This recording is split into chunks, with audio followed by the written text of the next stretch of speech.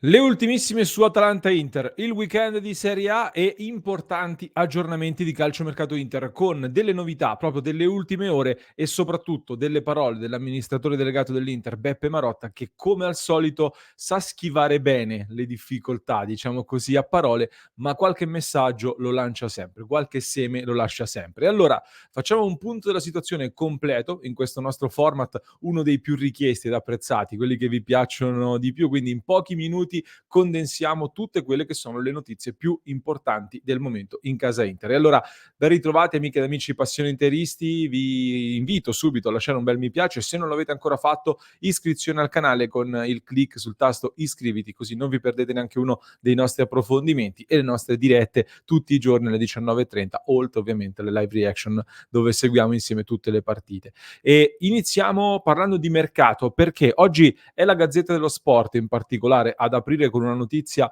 molto forte che devo dire aleggiava già un pochino dietro le quinte. Abbiamo avuto modo di parlarne anche nel club di Passione Inter, ma ora è uscita questa notizia in maniera molto robusta, mettiamola così. È chiaro che quando ne parla in prima pagina la Gazzetta se ne parla ancora di più e mi riferisco a questo doppio duello di mercato tra l'Inter e la Juventus, doppio perché si parla di Zielinski che entrambe le società si stanno contendendo come possibile colpo a parametro zero per la prossima estate. Ve ne ho parlato già in un episodio che trovate sul nostro canale pubblicato nelle scorse ore e vi invito a recuperarlo, ma soprattutto, e questa è la notizia più clamorosa anche per certi versi,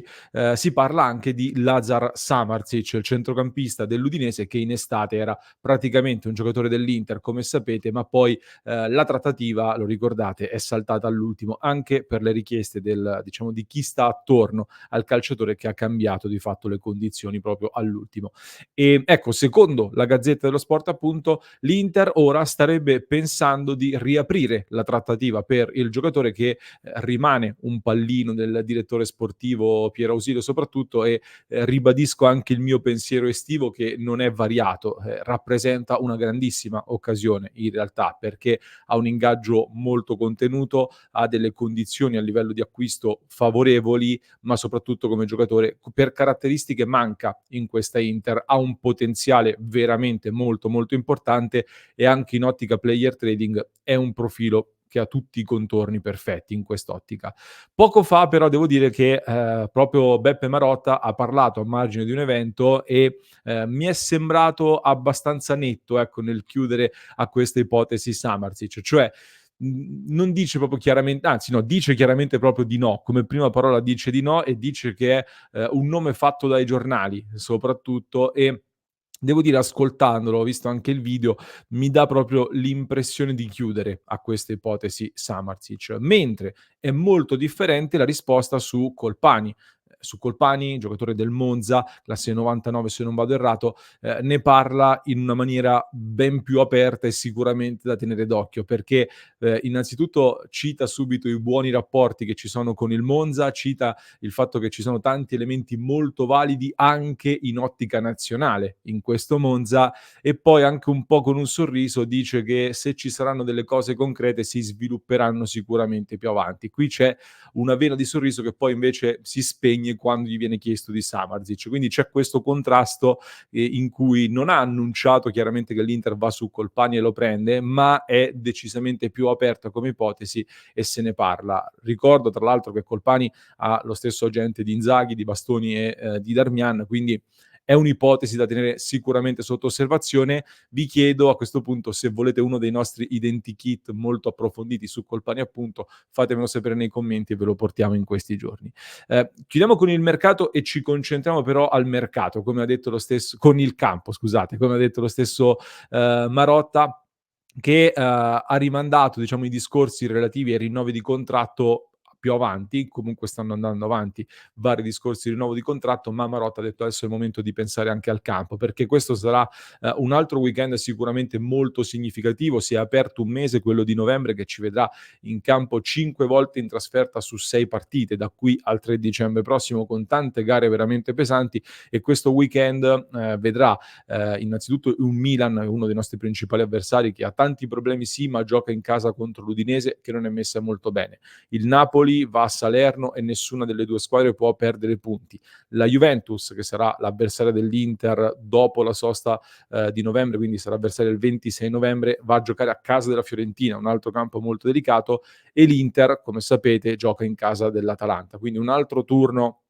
decisamente importante prima di quello che precede la sosta, che dovrebbe essere un pochino più alla portata per tutti. L'Inter affronta l'Atalanta che con 2 vittorie consecutive si è riportata al quarto posto, è a -6 dall'Inter che invece guida la classifica, e in casa fino a questo punto del campionato ha vinto 3 partite, un solo pareggio, quello contro la Juventus, e non ha mai subito gol. Dall'altra parte invece l'Inter, al contrario, ecco, in trasferta ha vinto tutte e 4 le partite disputate senza mai subire un gol. L'unico gol subito in trasferta è arrivato in Champions League contro la Real Sociedad. Quindi diciamo che sulla carta i presupposti per 1-0-0 ci sarebbero tutti,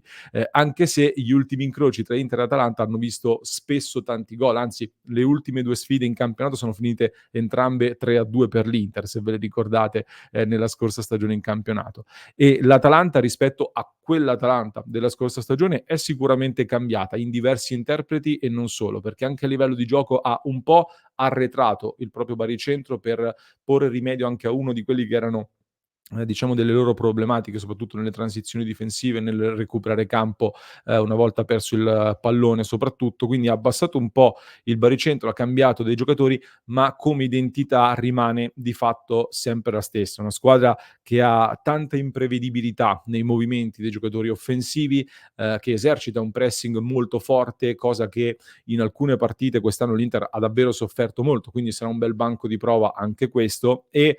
quest'anno più che mai sinceramente mi sembra riduttivo fare quel discorso che si fa spesso sull'Atalanta, cioè una squadra che imposta degli 1 contro 1 a tutto campo. In realtà c'è un sistema di gioco ben collaudato, ci sono delle ambizioni molto forti quest'anno secondo me nell'Atalanta, una squadra che però soffre innanzitutto le ripartenze in campo aperto, in cui l'Inter è maestra soprattutto nei recuperi palla e transizione veloce, e soffre anche le situazioni diciamo di attacchi prolungati in cui l'Atalanta deve abbassarsi a proteggere l'area di rigore. L'Inter ha questa tendenza spesso anche a dominare l'avversario, e l'Atalanta in questi casi può incappare in degli errori che andranno sicuramente sfruttati per vincere la partita. E l'uomo di cui si parlerà e di cui si sta parlando tanto sicuramente è Scamacca, visto che poteva arrivare all'Inter la scorsa estate, arriva da una prestazione clamorosa contro l'Empoli, con gol, assist, gol annullati, pali, traverse, ma era pur sempre l'Empoli una squadra che sta avendo diverse difficoltà dopo quel balzo iniziale del cambio di allenatore. Per cui secondo me il vero uomo da tenere d'occhio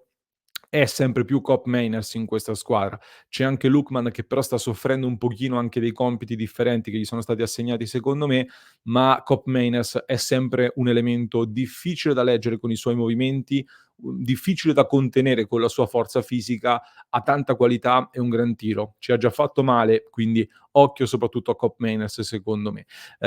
Probabili formazioni allora di questa gara, con l'Atalanta che dovrebbe andare verso il 3-4-1-2 con Musso, Toloi, Jim City e Kolasinac in difesa, centrocampo con Ateboer, Ederson, De Ron e Ruggeri, Kopp Meiners in questa posizione ibrida di trequartista che poi si aggiunge agli attaccanti insieme a Scamacca e Lookman. Nell'Inter invece Inzaghi, che tra l'altro è stato eletto proprio in queste ore allenatore del mese di ottobre, ha ancora dei ballottaggi aperti, almeno per quello che sta circolando in questo momento. Diciamo che a sensazione si prospetta ancora una volta quella formazione che si può considerare la titolare dell'Inter, quindi con Sommer in porta, Pavard, Acerbi e Bastoni in difesa, anche se qualche voce di possibili cambiamenti ci sono anche qui, Dumfries, Barella, Çalhanoğlu, Mkhitaryan e Di Marco, anche se su Mkhitaryan ci sono delle voci su Frattesi, soprattutto questo mi sembra il ballottaggio un pochino più aperto, ed è quello che tra l'altro vi avevo prospettato ad inizio settimana, quindi da tener d'occhio. In attacco chiaramente Thuram, Lautaro Martinez. Le rotazioni poi molto probabilmente ci saranno mercoledì contro il Salisburgo, che sarà una delle partite più importanti di questo mese, perché con una vittoria all'Inter, come sapete, si garantisce gli ottavi di finale di Champions League, il vero primo grande obiettivo di questa stagione. Quindi vi chiedo di farmi sapere che cosa ne pensate di questa probabile formazione, se è giusto secondo voi fare le rotazioni contro il Salisburgo, oppure dareste priorità alla Champions League e quindi qualche cambio lo fareste contro l'Atalanta. Fatemelo sapere nei commenti, vi leggo poi in diretta alle 19:30. Vi ricordo che per seguire la gara tra Atalanta ed Inter saremo in diretta questo sabato 4 novembre alle ore 16:45, come al solito 1 ora e 15 minuti prima del fischio iniziale, e ne approfitto per ricordarvi, se non l'avete ancora fatto, di valutare la possibilità di abbonarvi al nostro progetto tramite la piattaforma da cui ci state seguendo, cliccando quindi sul tasto abbonati, oppure venendo sul club di Passione Inter, www.passioneinter.club, per far parte della nostra grande community di interisti da tutto il mondo, entrare a far parte del nostro progetto ed avere accesso a tutti i vantaggi esclusivi come l'archivio delle dirette e molto altro ancora. Trovate tutto su passioneinter.club. Io vi saluto con un altro approfondimento da non perdere che trovate in descrizione per chi ci ascolta in podcast, mentre per chi ci segue da YouTube vi basta cliccare qui.